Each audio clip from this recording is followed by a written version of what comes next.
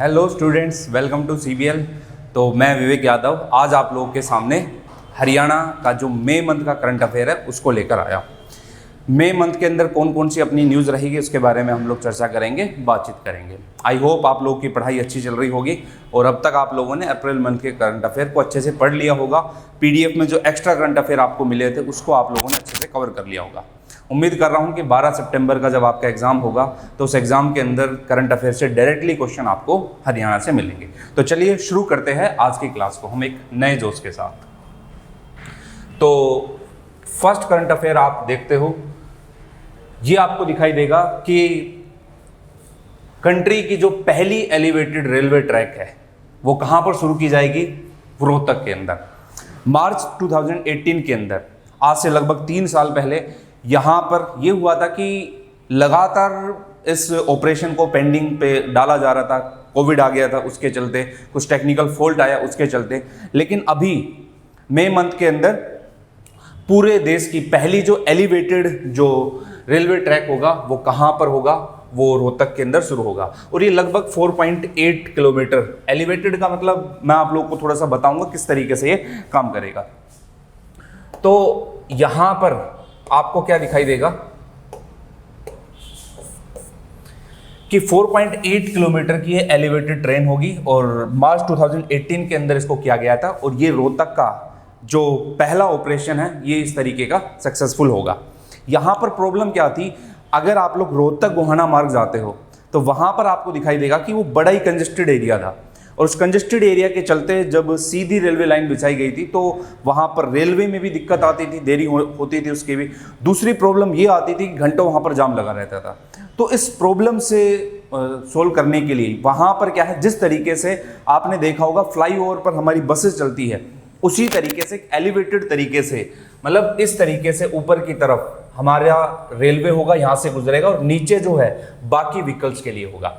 अब यहां पर आपसे डायरेक्टली क्वेश्चन पूछेगा कि पूरे कंट्री की पहली एलिवेटेड ट्रेन जो है वो कहां से कहां चलाई गई है, तो आप लोग ध्यान रखना वो कहां पर? रोहतक के अंदर शुरू होगी। ठीक है, अब 3 साल के अंदर लगभग टाइम है और अब इसको ऑपरेशन को जो है सक्सेस करने जा रहे हैं। अब रेलवे से रिलेटेड एक न्यूज और रही है चर्चा के अंदर, वो मैं आप लोगों को थोड़ा सा बता देता हूं। वो क्या थी? दुरंतो एक्सप्रेस।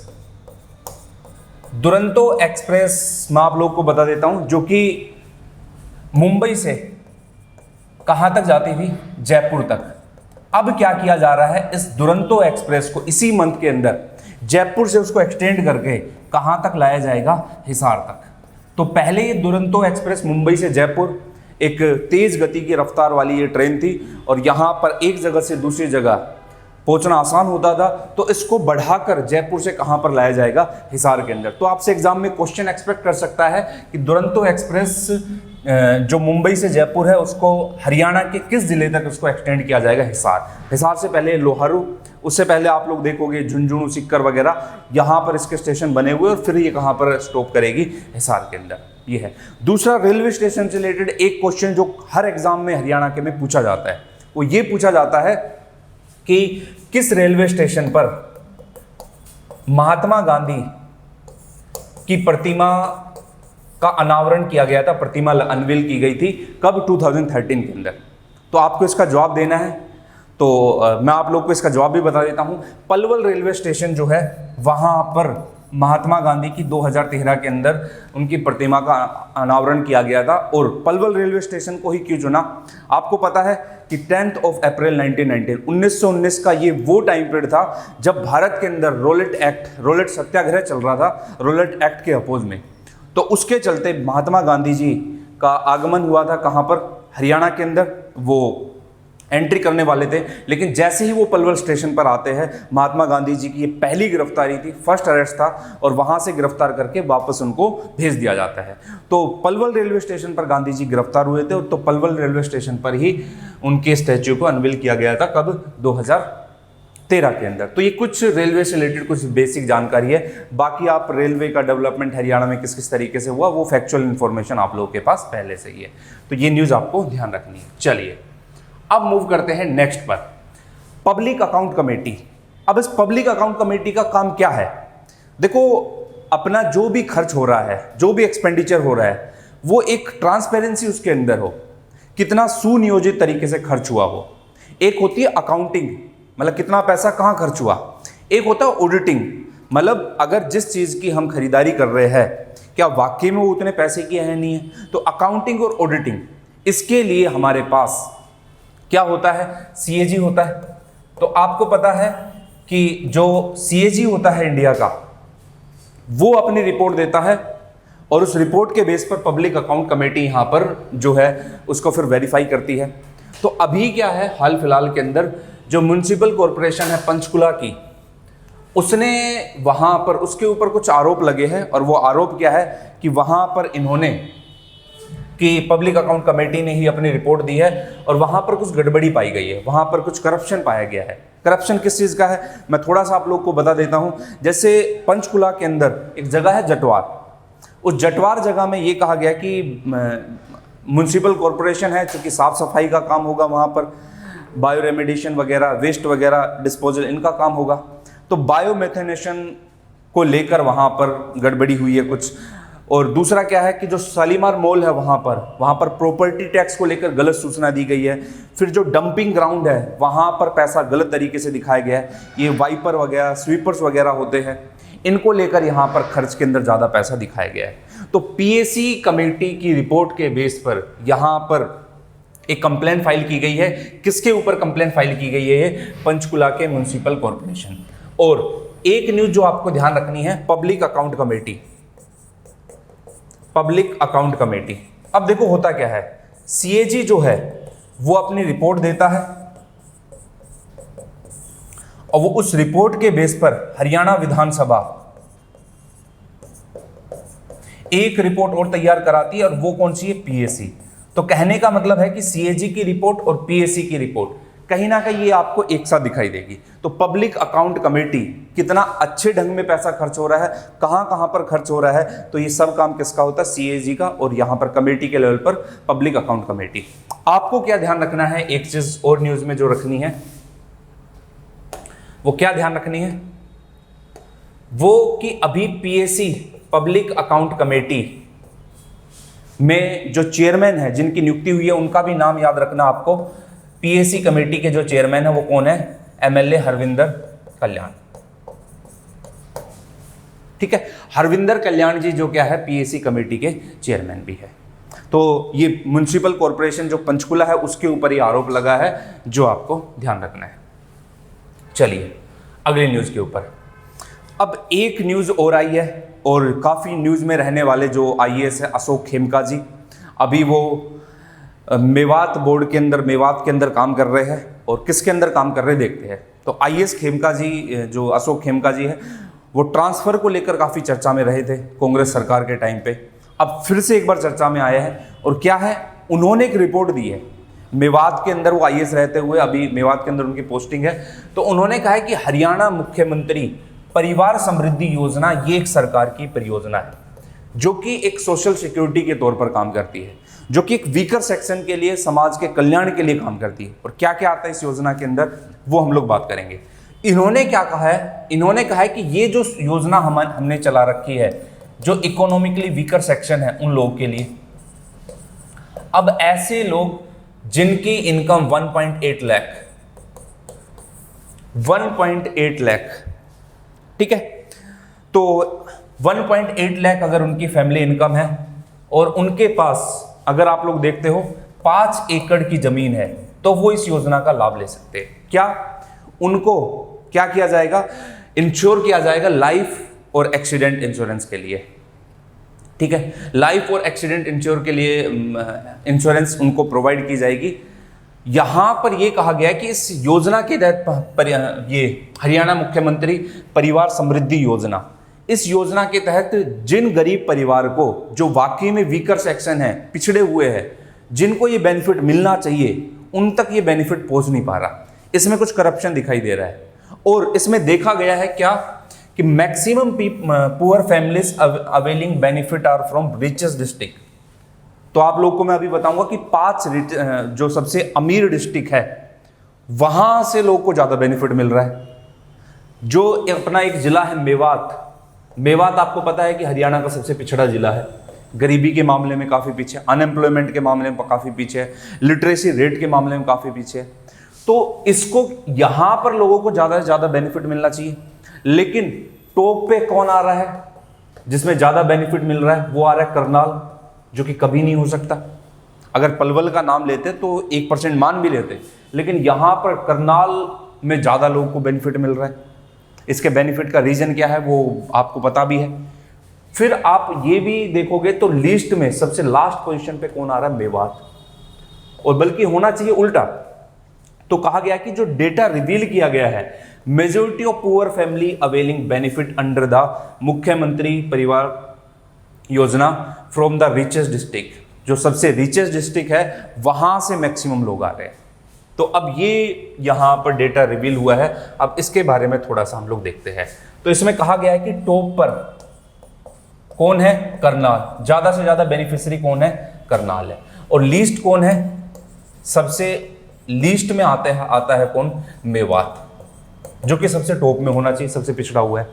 अब इसमें यह भी बताया गया है कि 43.4% बेनिफिशियरी जो है, अगर टोटल 100% मान ले तो पूरे हरियाणा का 43% जो है वो कौन कौन सी डिस्ट्रिक्ट से है? वो आपके करनाल से है, आपका हिसार से है, आपका कहां से है? भिवानी, फतेहाबाद, कैथल, भिवानी से है, आपका फतेहाबाद से है, और आपका कहां से है? कैथल से है।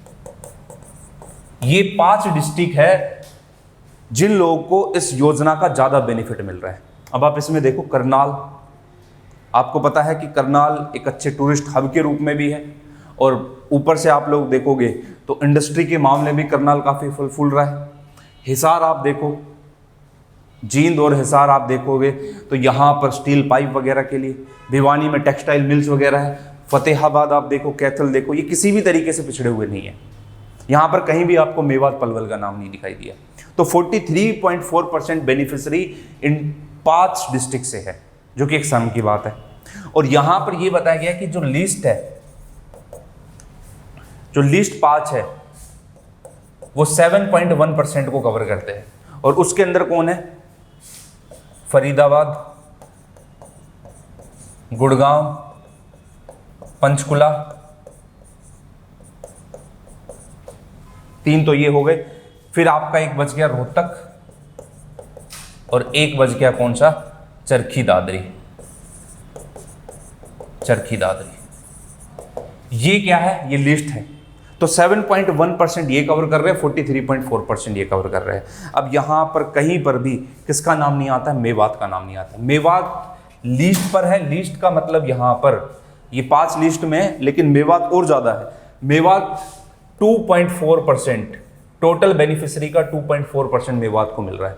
और अकेले टोटल बेनिफिशियरी का लगभग 10.1% किसको मिल रहा है? करनाल को मिल रहा है। तो ये यहाँ पर चीज़ें दिखाई देगी। तो इस योजना के तहत यही डेटा रिवील किया गया है कि यहां पर टॉप 5 के अंदर वो डिस्ट्रिक्ट आ रही है जिनको एक्चुअल में बेनिफिट नहीं मिलना चाहिए, और लोअर के अंदर वो डिस्ट्रिक्ट आ रही है, बिल्कुल अलग डेटा निकल कर आ रहा है। तो अब थोड़ा सा इस हरियाणा मुख्यमंत्री परिवार समृद्धि योजना के बारे में थोड़ा सा जान लेते हैं। तो इस योजना के अंदर क्या किया गया है? इस योजना में किया गया है ensure life and accidental insurance.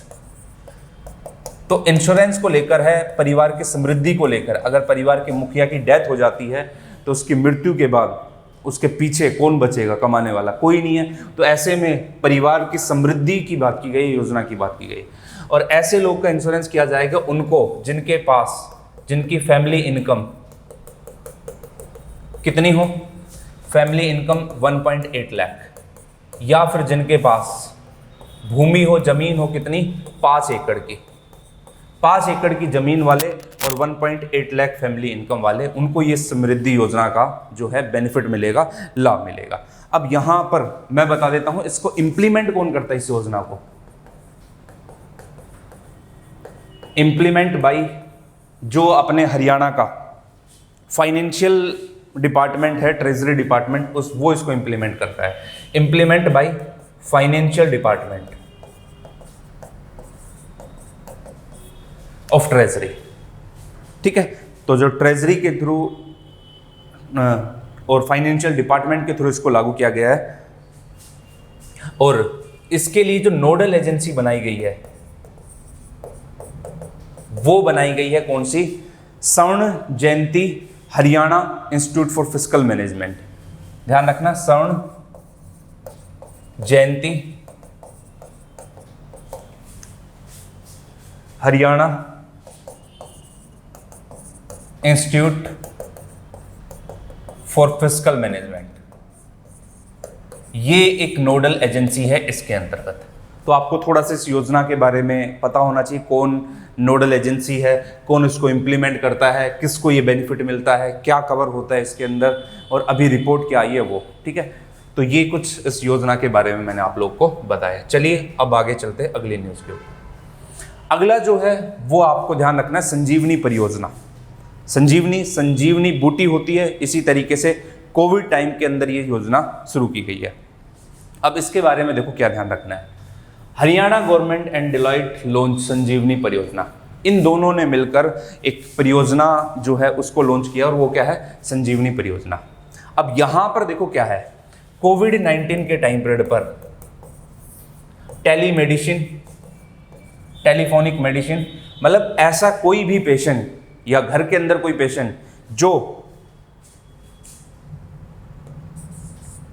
आपको दिखाई देगा, जो माइल्ड से लेके मॉडरेट सिम्टम से गुजर रहा है कोविड-19 के, तो ध्यान रखना ऐसे पेशेंट के लिए नहीं है। जो सीवियर है, जो बहुत ज़्यादा ग्रस्त पेशेंट है, उसके लिए जनरली नहीं है। तो माइल्ड से लेके मॉडरेट सिम्टम जिसके अंदर कोविड-19 के है, तो उसको वर्चुअली होम केयर दिया जाएगा। वर्चुअली होम केयर का मतलब ये है कि जैसे अगर आप कोविड पेशेंट हो और आपके अंदर कुछ माइल्ड या मॉडरेट लक्षण है और आपको लग रहा है कि भाई घर पर इसका इलाज हो सकता है, तो टेलीफोनिक जरिए आपको मेडिसिन प्रोवाइड करवाई जाएगी, आपके घर पर वो मेडिसिन आएगी। दूसरा क्या है, वर्चुअली एक डॉक्टर होगा जो वर्चुअली, मतलब जिस तरीके से आप ऑनलाइन वीडियो कॉल करते हो इसी तरीके से वर्चुअली आपको क्या करेगा, आपकी मेडिकल केयर होगी, होम केयर होगी। दूसरा क्या है कि आपके अंदर कितने सिम्टम्स वगैरह, इसके टेस्ट वगैरह है, तो वो आपका घर के लेवल पर ही होगा।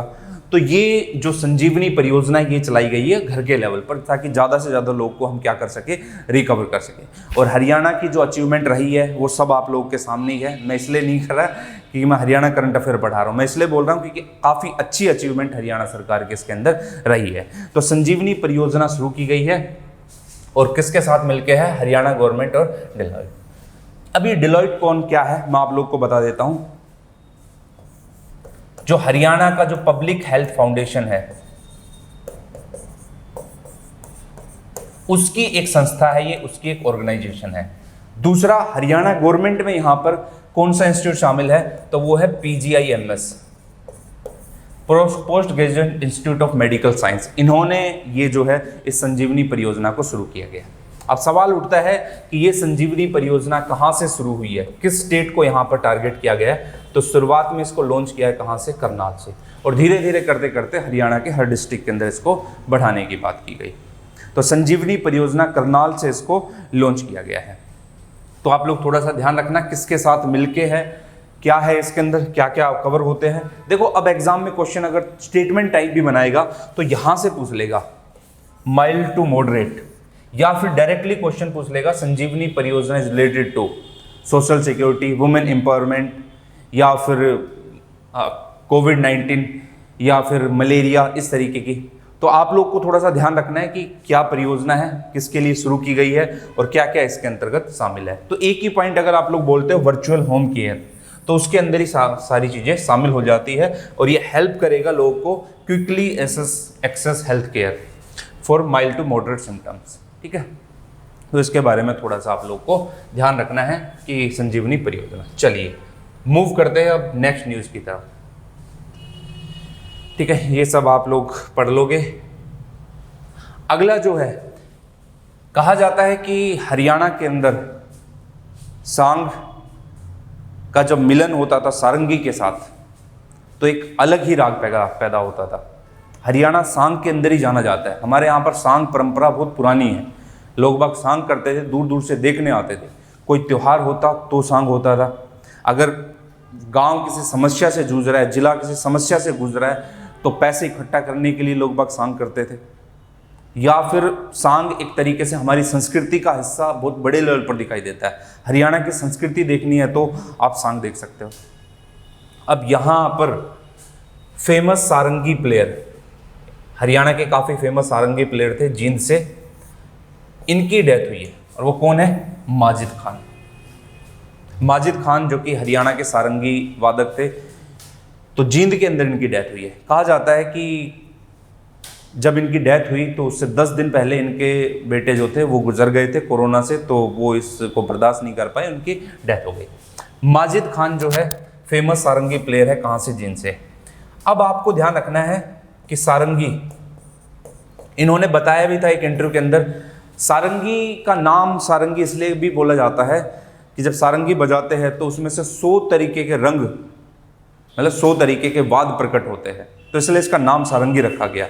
तो इन्होंने एक जो चीज आपको ध्यान रखनी है, एक हमारे यहां पर सांगी हुए धनपत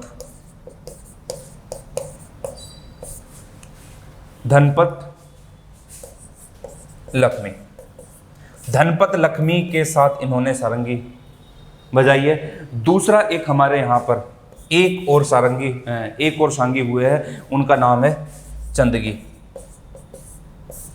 हम बचपन में भी चंदगी का नाम सुनते थे कि चंदगी का सांग, तो ये सांगी, धनपत लक्ष्मी और चंदगी, ये 2 सांगी हुए, इनके साथ इन्होंने बजाई थी। और कहा जाता है कि हरियाणा के जो सबसे बड़े सांगी हुए, जिनको पूरे भारत का भी सबसे बड़ा सांगी माना जाता है, वो थे मामन खां।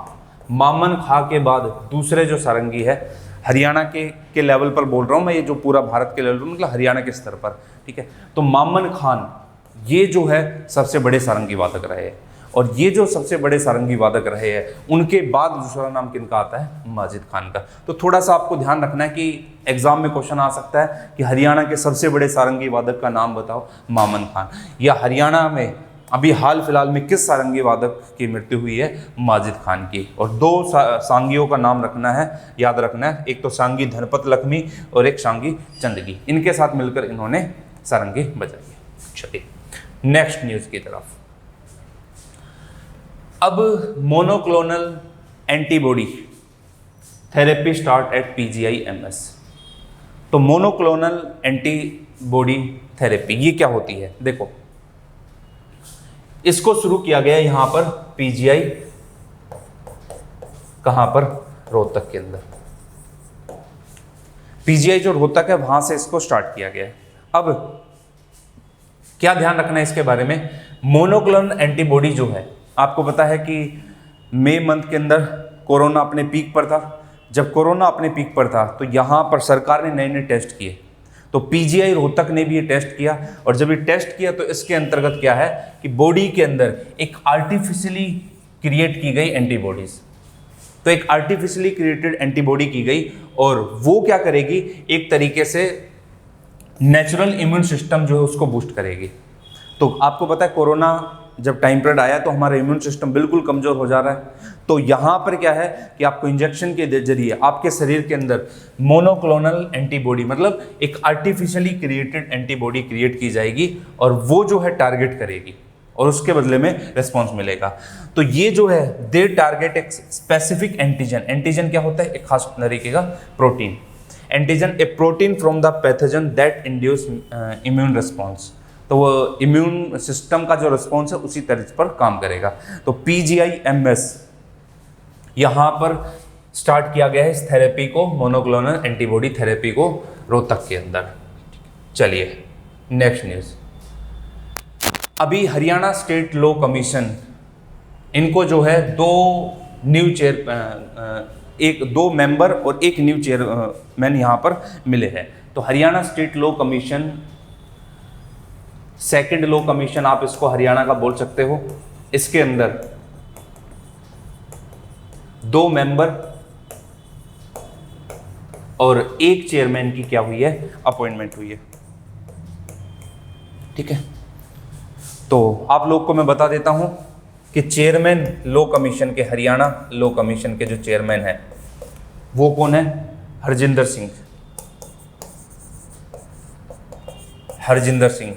और ये हरजिंदर सिंह जी जो थे ये उड़ीसा हाई कोर्ट के फॉर्मर जज रहे और Punjab and Haryana high court के फॉर्मर जज रहे। दूसरा, अगर 2 मेंबर की बात करो आप, 2 सदस्य कौन कौन है? एक का नाम है कमलकांत और दूसरे जो मेंबर है वो कौन है? हमारे मुकेश गर्ग। कमलकांत और मुकेश गर्ग ये 2 मेंबर है लॉ कमीशन के अंदर। लॉ के अंदर ट्रांसपेरेंसी रखने के लिए यहाँ पर सेकंड लॉ कमीशन बनाए गए, उसके अंदर कुछ रिफॉर्म किए गए हैं, तो उसके अंदर चेयरमैन और मेंबर की अपॉइंटमेंट होती है। चलिए मूव करते हैं अब नेक्स्ट न्यूज की तरफ। अब जस्टिस विकास बहल, इन्होंने जो है शपथ ली है और जस्टिस विकास बहल शपथ किस चीज की ली है आपको ध्यान रखना है। देखो, अपने कॉन्स्टिट्यूशन का एक आर्टिकल है 224, ये बात करता है हाई कोर्ट के अंदर एडिशनल जज की अपॉइंटमेंट को लेकर। जब कभी भी ये लगता है कि भाई हाई कोर्ट के अंदर काम बढ़ गया है या हाई कोर्ट के अंदर अभी हाल फिलहाल के अंदर केसेस ज़्यादा आ रहे हैं और उसका जल्दी से निपटारा करना है, तो यहाँ पर आर्टिकल 224 के अंदर हाई कोर्ट के अंदर एडिशनल जज की अपॉइंटमेंट होती है। अब ये जो एडिशनल जज है 224 आर्टिकल के अंदर अपॉइंट हुआ है, अभी हरियाणा के अंदर जस्टिस विकास बहल को अपॉइंट किया गया है एज ए एडिशनल जज। एडिशनल जज तो पहली चीज तो जो आपको याद रखनी है, किस आर्टिकल के अंदर इनकी अपॉइंटमेंट होती है? 224 के अंदर। आपको पता है सुप्रीम कोर्ट और हाई कोर्ट के जजेस की अपॉइंटमेंट कौन करता है? प्रेसिडेंट करता है। और जो कॉलेजियम सिस्टम था, एनजेएसी सिस्टम था, वो आप लोग चेतन सर ने आपको पॉलिटी के अंदर पूरा डिटेल के अंदर पढ़ाई दिया होगा, ठीक है। अब यहाँ पर आपको ये ध्यान रखना है कि चीफ जस्टिस ऑफ इंडिया, इस समय पर जो चीफ जस्टिस है वो कौन थे? सॉरी, इंडिया बोल रहा हूं मैं, चीफ जस्टिस रविशंकर झा। तो एडिशनल जज के रूप में अपॉइंटमेंट हुई है और एडिशनल जज के रूप में जो अपॉइंटमेंट होती है मैं आप लोग को बता देता हूं। यहाँ पर एडहोक जजेस भी होते हैं, एडिशनल जज भी होते हैं, और अगर आप लोग देखोगे तो कोरम पूरा जब नहीं होता है तो उस टाइम पे भी जजेस की अपॉइंटमेंट की जाती है। तो आर्टिकल 224 के अंदर इसका प्रोविजन किया गया है। तो जस्टिस विकास बहल को अपॉइंट किया गया है और चीफ जस्टिस कौन थे इस टाइम समय? रविशंकर झा। चलिए अगली जो न्यूज है,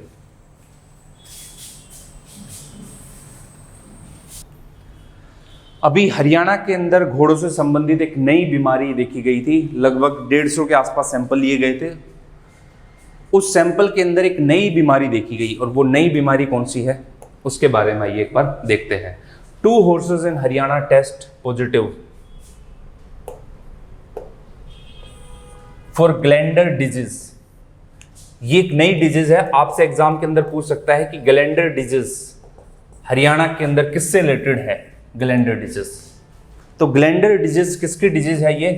ये बताया जाता है कि इनक्योरेबल डिजीज है।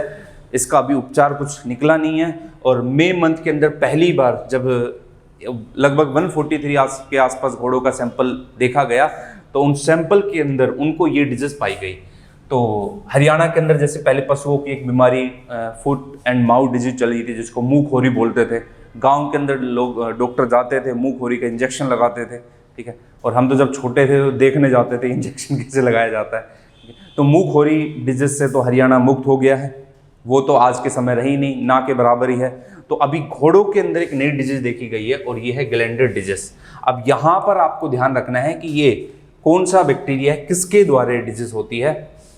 एक कॉन्टेजियस डिजीज है ये और प्राइमरली इफेक्ट कर रही है अभी किसको? घोड़ों के ऊपर को। अभी बाकी जानवरों के अंदर इसके लक्षण नहीं देखे गए हैं। सबसे इंपॉर्टेंट पॉइंट आपको ध्यान रखना है कि जो ग्लैंडर डिजीज है वो इनक्योरेबल है अभी के लेवल पर।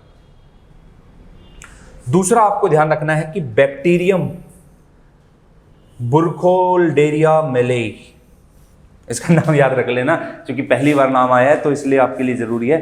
बैक्टीरियम बुरखोल्डेरिया मेलेई ये एक बैक्टीरिया है और इस बैक्टीरिया से ये कौन सी डिजीज हुई है, ग्लैंडर, और कहाँ पर देखा गया है, सबसे पहले झज्जर के अंदर। झज्जर के अंदर 2 घोड़ों को पाया गया है पॉजिटिव। 143 के आसपास घोड़ों का सैंपल लिया गया था, उसमें से 2 को ये डिजीज पाई गई है, और मरने का तो अभी कुछ ऐसा हुआ नहीं है, लेकिन और ना ही अभी इसके लिए सरकार ने उस टाइम पे तो कुछ ऐसी दवाई वगैरह मिली है जिससे क्योर हो सके, इनक्योरेबल है। ठीक है, तो ये जो है बैक्टीरियम बुरखोल्डेरिया मेले, ये ध्यान रखना, और डिजीज का नाम क्या है, ग्लैंडर। चलिए मूव करते हैं अब नेक्स्ट न्यूज़ की तरफ। अब जो फरीदाबाद डिस्ट्रिक्ट है, उन्होंने एक हेल्पलाइन इशू की है जिसका नाम है जीविसा। नाम से पता चल रहा है जीविसा।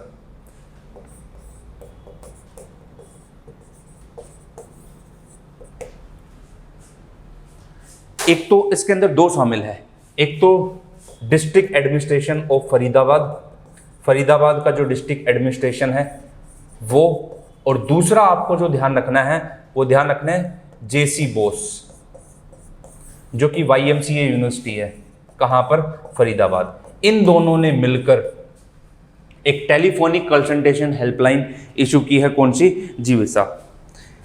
आप लोग देखते हो तो किसके लिए है ये करेगा फिजिकल और मेंटल हेल्थ सपोर्ट सर्विस के तौर पर। आपको पता है कि इस टाइम पीरियड पे हरियाणा का हर कोना कोरोना से पीड़ित था, तो ऐसे में लोगों का फिजिकल सपोर्ट भी कम हो रहा था, फिजिकली सर्विस भी उनको नहीं मिल पा रही, दूसरा मेंटली भी लोग काफ़ी परेशान थे। तो ये जीविसा हेल्पलाइन नंबर दिया गया है, वहाँ पर साइकोलॉजिकली आपको स्ट्रॉन्ग बनाया जाएगा। आप उस नंबर पर कॉल करिए, और कॉल करके फिर अगर आपको लगता है कि आप फिजिकली थोड़े से वीक हो, कोरोना आपको नहीं हुआ है लेकिन मेंटली आप परेशान हो, मैंने खुद आसपास के अंदर बहुत सारे लोग को ऐसे देखा है कि जो मेंटली इतने टूट चुके थे कि पागल तो नहीं हुए थे लेकिन पागलों जैसी बात जरूर करने लग गए थे कि अगर ये हो गया तो क्या होगा, वो हो गया तो क्या होगा। तो सरकार ने फिर कहा कि हम क्या करेंगे, साइकेट्रिस्ट, साइकोलॉजिस्ट को वहाँ पर टेलीफोनिक सर्विस के तौर पर जोड़ेंगे, और जिसको भी लगता है कि अगर मेरे साथ ये प्रॉब्लम है तो वो टेलीफोनिक जरिए, डिजिटली, ऑनलाइन के माध्यम से वो अपनी प्रॉब्लम बता सकते हैं, और वहाँ पर आपके लिए उपचार के लिए कुछ रेमेडीज़ वगैरह भी बताई जाएगी। तो ये जीविसा जो है इस नाम से हेल्पलाइन टेली कंसल्टेशन किया गया है फरीदाबाद, और जेसी बोस यूनिवर्सिटी, जेसी बोस जो है पहले YMCA यूनिवर्सिटी थी, तो जेसी बोस YMCA फरीदाबाद के अंदर।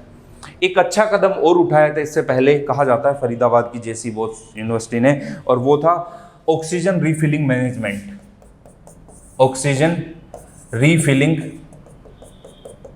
मैनेजमेंट, ऑक्सीजन रीफिलिंग मैनेजमेंट को लेकर भी जेसी बोस यूनिवर्सिटी ने यहाँ पर एक अच्छा कदम उठाया था। तो एग्जाम में ये क्वेश्चन भी आ सकता है कि ऑक्सीजन रीफिलिंग मैनेजमेंट और दूसरा YMCA फरीदाबाद या जेसी बोस फरीदाबाद, ये इनका संबंध किससे है, या पहले किस चीज़ से था, या फिर जीविसा किससे संबंधित है, ये चीज़ें आपको ध्यान रखनी है। तो ये कुछ न्यूज़ अपनी थी किसके बारे में, अपने हरियाणा के अंदर जो अपना मई मंथ का करंट अफेयर था ये। अब आपका जून और जुलाई का और 12 सितंबर को एग्ज़ाम है, तो मुझे लग रहा है कि अगर अगस्त का भी पूछेगा तो मिड अगस्त तक ही पूछेगा, और उससे पहले जून और जुलाई का हम लोग 1-2 दिन के अंदर वो भी अपना कवर हो जाएगा। तो चलिए आज की क्लास को यहीं पर ओवर करते हैं, अब मिलेंगे नेक्स्ट क्लास के अंदर। धन्यवाद।